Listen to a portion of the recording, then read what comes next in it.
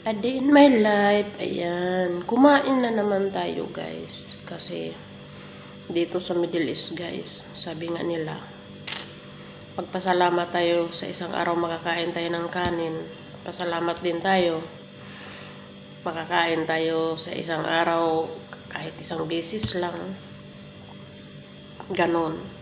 Kasi dito sa Middle East, hindi uso yung kain ka ng kain, uso dito sa Middle East, trabaho. Ito i-share ko sa inyo guys sa ito. Kain tayo, may salata kami, ayan. Ito siya sa luna. Manok siya na may broccoli, may patata. Sa luna to siya. Tapos yung kanin natin.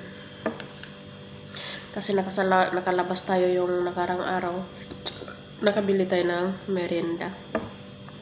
Okay guys. Kaya sabi nga nila, thank you ya Allah. Ayan, nakakain tayo ng maayos. Maganda yung kuha natin dito sa Middle East. Kasi dito sa Middle East, paswertihay lang guys sa amo. Makahanap ka ng amo ng mabait, magpasalamat tayo sa Diyos, sa itaas. Makaamo ka rin na ibang ugali, ayun, sabi nga nila, uuwi ka ng balat buto, uuwi ka ng bangkay, uuwi ka na lupaypay. Kasi wala kang kain, wala kang tulog.